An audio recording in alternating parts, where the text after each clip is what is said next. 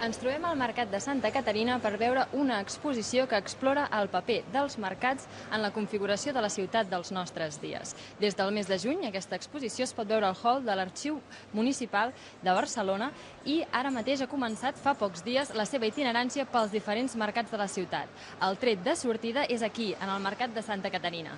Ara mateix ens acompanya Matilde Alsina, la comissària de l'exposició. Aquí el visitant pot veure des de fotografies de les inauguracions com també uniformes dels Mossos dels mercats. Què més hi pot trobar aquí el visitant? Home, a veure, la varietat documental de l'exposició és molt gran. Llavors, limitar-ho a 3 o 4 documents és complicat, però sobretot hi ha molts planos, hi ha fotografia, hi ha expedients a despàs, intervivos i mortis causa, hi ha llicències d'obres, d'obres grans, d'obres petites, és a dir, obres importants dintre del mercat o obres petites a la parada, i després hi ha documents una miqueta especials, com per exemple aquest de les mostres que tenien per fer els uniformes dels Mossos de Mercat a l'any 1909.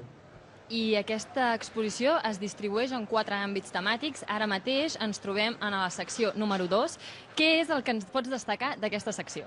A veure, la secció aquesta el que intento explicar una miqueta, perquè l'exposició és petita i no és perquè no hi hagi material ni hi hagi informació, sinó perquè no hi havia massa espai. Llavors s'ha hagut de partir en 4 àmbits i la voluntat era explorar realment com els mercats havien participat en la construcció de la ciutat de Barcelona tal com la coneixem avui dia. Aleshores, en aquest cas en concret, el que s'explica una mica és les necessitats tècniques bàsiques per aconseguir que un mercat funcioni, que implica que has de tenir una bona circulació, que has de tenir una bona ventilació, que a nivell d'higiene ha d'estar en condicions, i llavors, sobretot també la tipologia documental a l'hora de triar un tipus arquitectònic o un altre. Quan es van construir els mercats aquí hi havia una guerra, diguem, entre 2 tipus, el més clàssic, que seria aquest tipus de mercat d'aquí, aquest segon d'aquí, i el més modern, que és el que tenim més avui en dia, que són els mercats de ferro. En aquest cas concret d'aquí hi ha l'exemple del mercat d'Hostafrancs, que al tenir 3 projectes amb molt pocs anys de diferència, permeten veure com es va passar d'un mercat molt senzill, que seria el primer, a un mercat ja més complicat però en pedra, i el tercer, que és el que s'ha acabat construint, que és el mercat ja en ferro i vidre.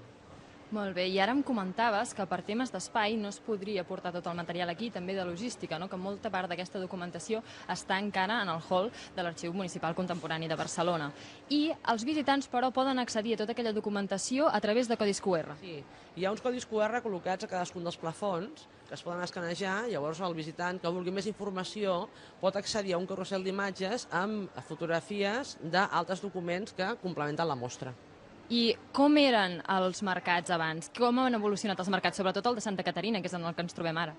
A veure, és que el mercat és un invent del segle XIX. O sigui, abans del segle XIX el que hi havia eren places i carrers on hi havia tot de parades a l'exterior.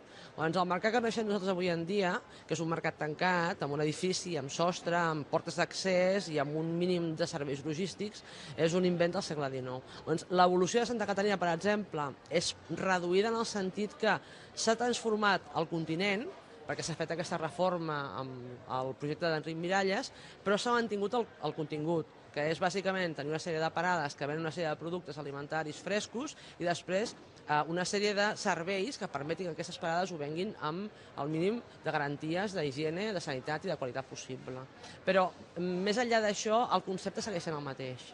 I els mercats, a banda de contribuir en la construcció de la ciutat, la configuració i l'espai urbà, també són les persones que estan a dins del mercat. Sí, és que es diu, i és veritat, que els mercats són un eix cohesionador de cada barri. En el cas concret de Barcelona, fins i tot, podríem parlar de cada mercat és diferent en funció del barri on està. No és el mateix un barri com podria ser Ciutat Vella, que té una sèrie de necessitats determinades que es veuen reflectides en el mercat, com un barri com pot ser Sarrià Sant Gervasi, que en té unes altres molt diferents que també es veuen reflectides en el mercat. Doncs moltes gràcies, Matilde. Ja ho sabeu, l'exposició ara mateix ha començat en el Mercat de Santa Caterina, però seguirà la seva itinerància pels diferents mercats de la ciutat fins al maig del 2016.